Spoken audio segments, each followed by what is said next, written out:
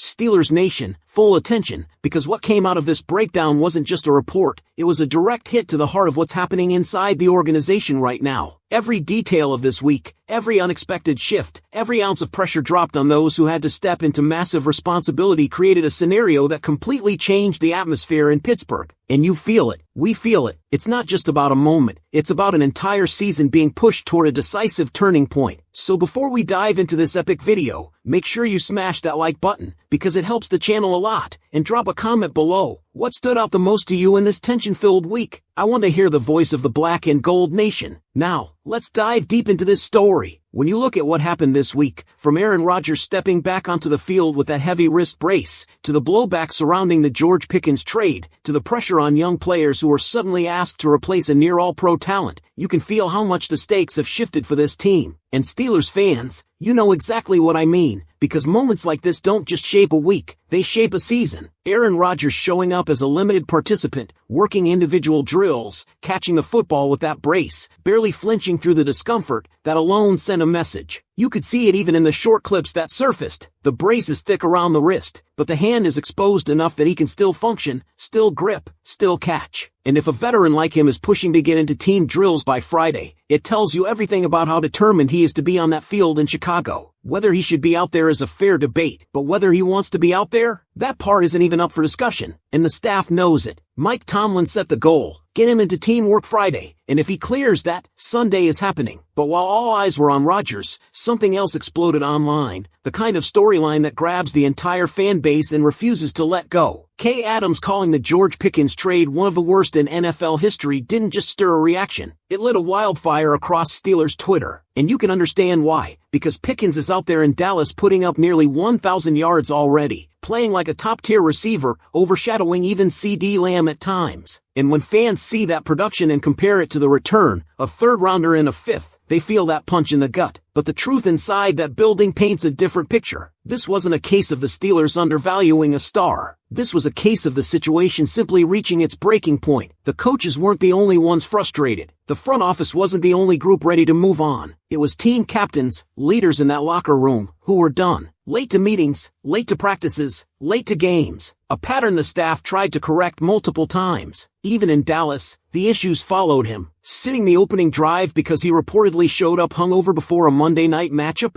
That's the same cycle the Steelers had just lived through. And then there's the scheme problem. Even if Pickens had stayed, would he have thrived in this offense? With DK Metcalf in the building and a system built on quick passing, tight end usage, running back involvement, would he have been happy seeing 4 or 5 targets a game? Every fan knows the answer. That tension would have crept right back into the locker room, and suddenly you're dealing with performance issues and chemistry issues again. Dallas was the only team offering a third-round pick. That's not opinion. That's what was reported. The Steelers maximized his value at that moment, knowing the league had concerns about the same behaviors they had been dealing with for months. And Dallas only upped the offer because they failed to draft a receiver and needed a starter immediately. Even they didn't expect Pickens to play at this level. And here's the kicker: he's still just a one-year rental for them. If he walks after the season, and the Steelers turn that third-round pick into a decade-long starter, who really wins the trade? But none of this excuses the Steelers' biggest misstep: not replacing him properly. That's where frustration is fair. Calvin Austin III and Roman Wilson are both explosive, both capable of stretching defenses, and yet the route concepts given to them haven't matched their strengths. Too many outbreaking routes. Too many stop routes. Not enough chances to use their speed on in-breaking cuts or deep concepts. And in an offense that already struggles to create rhythm, that misuse stands out even more. And now fans are wondering, what could this offense have looked like if the team had secured a legit WR2 after moving Pickens? How different would the picture feel today? That is the conversation echoing through Pittsburgh right now. With all that context, Rodgers fighting back toward the field, the Pickens storyline still burning online, the missed opportunities in replacing him, and the mounting pressure on the young receivers, I want to hear from you as we move into part 2, based strictly on everything we pulled from the report, not opinions from outside or speculation from other sources, just what the file shows. Do you believe the Steelers handled the Pickens situation the right way, or do you think they should have approached it differently? Jumping right back into it, because the second half of this story digs even deeper into the pressure points shaping the Steelers right now, and everything we pull from that report shows just how many layers this organization is balancing at the same time. When we left off, We were weighing the Pickens situation and whether the Steelers handled it the right way. But the file makes one thing absolutely clear. Even if the team made the right call in moving on, they've created another challenge for themselves, and it's one the coaching staff can't afford to mishandle any longer. Because the biggest issue isn't that the Steelers traded George Pickens. It's that they didn't land a true, reliable WR2 to fill the vacuum he left behind. And the consequences of that decision show up every single Sunday. You see it when Calvin Austin III runs another out-breaking route that neutralizes his speed. You see it when Roman Wilson, who might be the most natural separator among the young receivers, is asked to stop his momentum instead of exploiting the middle of the field. You see it when this offense struggles to create explosive plays because the players capable of generating them aren't being used in ways that maximize their strengths. That's why the frustration among fans is real. Not because Pickens is gone, but because the plan to replace him never fully materialized. The staff placed faith in traits instead of roles, assuming speed alone would fill the hole in the offense. And in the file, that's where the criticism hits the hardest. The scheme doesn't match the talent, the usage doesn't match the skill sets, and the result is an offense that looks like it's still searching for its identity in the passing game, even though the season is already deep into the schedule. But while that's happening on offense, another storyline in the report is quietly gaining momentum, and it's the battle at cornerback. Mike Tomlin has already said Darius Slay is expected to start, but Terrell Austin's comments make it clear that starting spot is not secure. When a veteran corner is on a short leash, that tells you the staff has seen enough mistakes to second-guess his role. And when the defensive coordinator openly admits that James Pierre has earned his way into more snaps, that's not coach speak. That's a subtle warning. Pierre has momentum. Slay doesn't. And if this coaching staff rotates those two on Sunday the same way they did with Slay and Brandon Echols earlier in the year, we could see a live audition for CB2 unfold in real time. Pierre has stacked 3 solid weeks. Slay has given up too many explosive plays. The leash is tight, and everyone in that room knows it. And don't forget, Asante Samuel Jr. is sitting on the practice squad just waiting for a window. This isn't a settled position. It's very much an open fight. And then there's the part of the file that speaks directly to the emotions of the fan base. The debate over whether the Steelers should regret not drafting a quarterback in the first round. Jackson Dart is playing like a franchise QB in New York. Tyler Shuck flashed real promise before the Saints bye. Those are real performances, not projections. And yet the file is absolutely clear about the Steelers' perspective. This season was never about grooming a rookie quarterback. It was about maximizing the win-now window with Aaron Rodgers. And Derek Harmon? He fits that purpose. He's a major reason the defensive line has the depth and disruption it has right now. He's a foundational piece. He contributes immediately. Dart and Shuck wouldn't have played a single snap this season. Will Howard was brought in to learn behind Rodgers without pressure. And for what this season demanded, the file makes it clear the Steelers' priorities align with the roster's needs. That's why the file ends with the staff urging fans not to look backward. Not at Pickens. Not at the draft. Not at the what-ifs or the hindsight arguments that always pop up this time of year. The message in that room, and the message inside the reporting, is that the Steelers are exactly where they intended to be, competitive, veteran-led, and built to win right now. And yet, every one of these decisions now collides in the same moment. Rodgers pushing to play, a divided opinion on the Pickens trade, a passing game still searching for an identity, a cornerback position hanging in the balance, a rookie quarterback developing in the background while the season leans on a 40-year-old legend to stay healthy, and all of it landing at once, shaping the season's direction in a way the fan base can feel. So now that you've heard both sides of the file, the locker room perspective, the scheme issues, the roster decisions, and the real-time battles happening inside the team, here's what I want to know from Steelers fans watching this right now. After seeing how everything has unfolded, do you believe the Steelers made the right choices for a win-now season, or do you think the long-term cost is going to come back to haunt them? And when you step back and look at the full picture, what becomes impossible to ignore is how every one of these decisions connects to something bigger, the identity of this team moving forward. Because whether fans realize it or not, this season is turning into the defining line between the organization's old tendencies and the direction they're trying to grow into. And nothing makes that clearer than the tension between the need to win now and the pressure to prepare for the future. You can feel that push and pull in every room inside the building. The offensive staff knows Rodgers gives them their best chance to compete right this second, but they also know they have to prepare for a world where Will Howard eventually becomes their investment at the position. The defensive coaches know veteran experience still matters in high-leverage moments,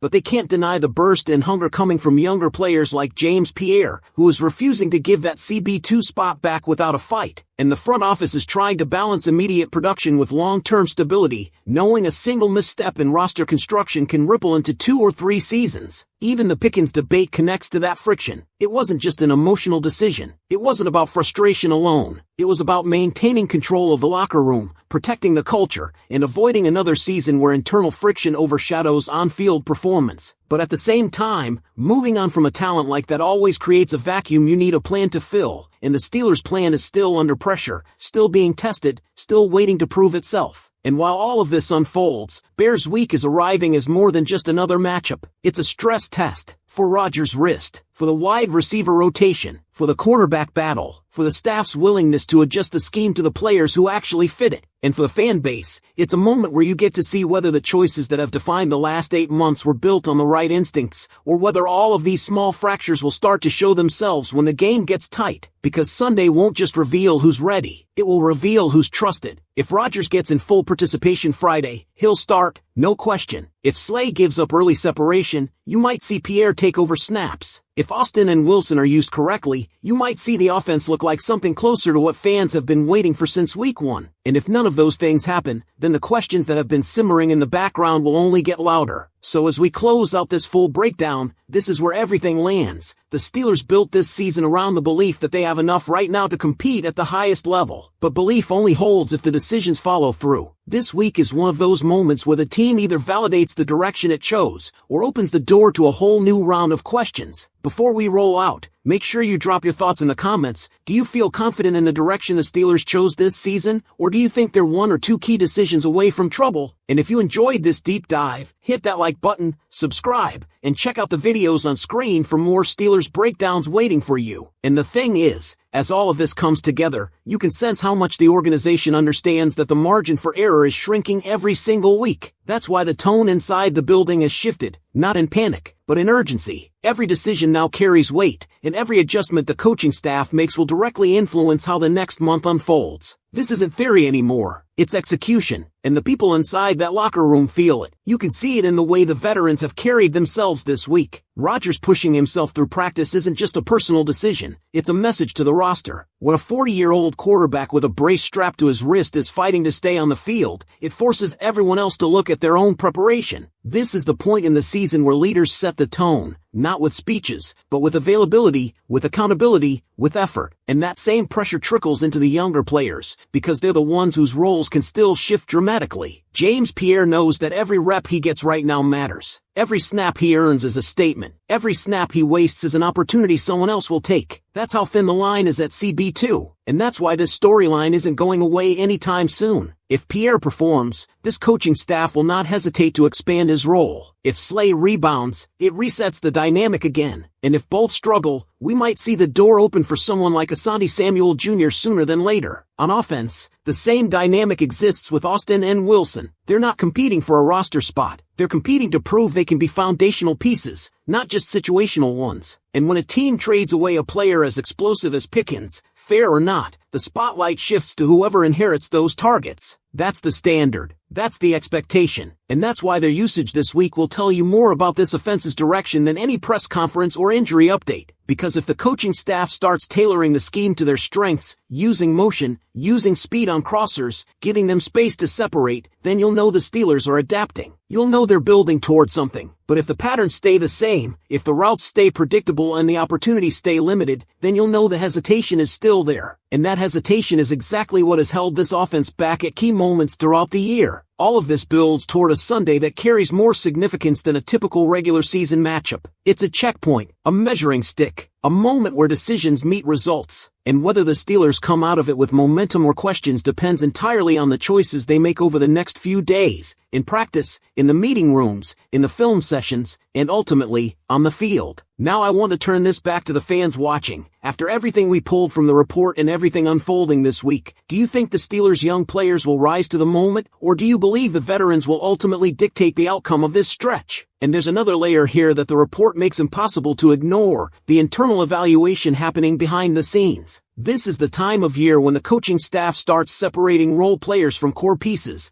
and you can feel that evaluation tightening around multiple positions. Every snap becomes data. Every mistake becomes a conversation. Every burst of progress becomes a reason to trust someone with more responsibility. And this week, more than any so far, is shaping up to be the moment when several of these evaluations finally tip one way or the other. Take the cornerback situation. The reason this battle feels so charged is because the staff isn't looking at it as a temporary band-aid anymore. They're looking at it as a position they need stability in moving forward. Darius Slay brings experience, leadership, and a track record, things that matter. But James Pierre is bringing urgency, consistency, and momentum, things that also matter. And when Austin says they're going to see how that works out, that's coach language for, this is officially an open competition. If Slay rebounds, the spot is his. If Pierre locks down another week, the staff might lean into him harder than anyone expected a month ago. The same thing is happening on the offensive side with Calvin Austin III and Roman Wilson. The organization loves their speed. They love their separation ability. They love the upside. But love only gets you so far in this league. Now it's about fit. Now it's about whether the scheme evolves around them. Now it's about whether they can step into a role that was left vacant by a player who, talent-wise, was one of the most explosive young receivers in football. The coaching staff has to prove they can maximize these two, and those two have to show they're ready for that responsibility. That's the tension, and that's what makes this upcoming game so important. And then there's Derek Harmon, whose name in the report stands out for a different reason. While the fan base debates quarterbacks and regrets and what-ifs, the staff's tone on Harmon is direct, steady, and confident. They believe they hit on this pick. They believe he's already a foundational piece on the defensive line. And they believe that in a season built around having enough veteran production to win now, Harmon is one of the picks that supports that mission. That's why regret isn't part of their vocabulary, not on that decision, anyway. But regret is hanging over another part of the evaluation, the lack of a true WR2 after the Pickens trade. And whether fair or not, that storyline will hover over every offensive snap until someone steps into that role and forces the conversation to shift. It hasn't happened yet, and that's why this moment matters so much. With Rodgers likely pushing through to start, the offense will need explosiveness to support him. With the defense preparing for a mobile quarterback, the secondary will need stability. With the playoff race tightening, this team needs identity, not talk, not projection, but actual on-field proof of what they are. And that's why this week feels like a crossroads. Not a crisis, not a collapse, a crossroads. A moment when talent, opportunity, and pressure all meet in the same place. And when that happens, teams tend to reveal who they truly are and who they're going to become. So here's the question I want to leave you with as we wrap up this continuation. Based on everything this report reveals, do you think this is the week the Steelers finally put together a complete performance, or do you believe the same issues will carry over into Sunday? Because when you peel back every layer of this situation, what you start to see is a team standing right on the edge of a turning point, not months from now, not in some long-term projection, but right now, in real time. Every storyline in that file pushes toward that same pressure point. Rodgers fighting through the wrist brace, the lingering debate over the Pickens trade, the WR2 void that hasn't been fully answered, the cornerback room tightening into a true competition, the young players pressing for opportunity, the veterans trying to hold their ground. All of it is converging at once. And that means Sunday isn't just about beating Chicago. It's about proving whether the vision this organization has been pushing since the offseason can actually hold up under weight. Because this is the part of the year where the excuses stop. This is where execution has to take over. This is where every choice, good or bad, starts to show its consequences. You can feel that inside the locker room. You can feel it in the way coaches are talking. Their words are careful, but the message underneath is louder than ever. Jobs are on the line, roles are on the line, and in some cases, reputations are on the line. For certain players, this isn't just another game. It's an opportunity to stake their claim on the season before someone else gets their shot, and the staff knows that. Look at the tone around the cornerback rotation. They aren't pretending anymore. They aren't sugarcoating anything. When Austin admits Pierre has earned more snaps, that's the staff letting everyone know this isn't about contract status or name recognition, it's about performance. And with how many explosive plays Slay has given up this year, the patience just isn't what it used to be. If Pierre puts together another clean game, that CB2 job might shift before anyone outside the building expected it. Meanwhile, the offensive staff is staring down a different kind of accountability. They know the questions haven't gone away. They know fans aren't satisfied. They know the Pickens trade created a gap that still hasn't been closed. And they know the pressure on Calvin Austin III and Roman Wilson is real, but they also know the responsibility is on them to adapt the scheme to those players' strengths. Because if Rodgers goes out there on Sunday and the offense still feels constricted or predictable, that's not a player problem. That's a coaching problem. And the clock is ticking. This isn't the time of year where you experiment slowly. This is where you either evolve or get overtaken. This is where teams with playoff intentions separate themselves from teams still searching for answers. And if the Steelers want to be the former, then the adjustments we've been talking about can't just be ideas. They need to show up on the field right away. The Rodgers situation makes this even more compelling. If he plays, and the report makes it sound like he will, then this becomes the kind of game where the entire offense must rise with him. Because a quarterback fighting through an injury deserves more than just protection. He deserves rhythm. He deserves playmakers winning their matchups. He deserves a scheme that helps him instead of asking him to carry the weight alone. And that's what Sunday will reveal. Whether this offense can finally step into the identity it's been chasing. Whether the defense can tighten up in the secondary. Whether the coaching staff can pull the right levers. Whether the roster decisions made in the offseason hold up under stress. Whether the young pieces can carry their share of the load. Everything is pointing toward this being the week where we finally see what this version of the Pittsburgh Steelers truly is. So let me throw this back to you as we close out this chapter. Do you think Sunday becomes the turning point that validates the Steelers' plan? Or do you believe we're heading toward another week where the same unanswered questions follow the team into Monday? Drop your thoughts below. And as always, if you're locked into every angle of this season, hit like, subscribe, and choose your next Steelers breakdown from the videos now on your screen. So here's the question I want to leave you with as we wrap up this continuation. Based on everything this report reveals, do you think this is the week the Steelers finally put together a complete performance, or do you believe the same issues will carry over into Sunday? Because when you peel back every layer of this situation, what you start to see is a team standing right on the edge of a turning point, not months from now, not in some long-term projection, but right now, in real time. Every storyline in that file pushes toward that same pressure point. Rodgers fighting through the wrist brace. The lingering debate over the Pickens trade. The WR2 void that hasn't been fully answered. The cornerback room tightening into a true competition. The young players pressing for opportunity. The veterans trying to hold their ground. All of it is converging at once. And that means Sunday isn't just about beating Chicago. It's about proving whether the vision this organization has been pushing since the offseason can actually hold up under weight. Because this is the part of the year where the excuses stop. This is where execution has to take over. This is where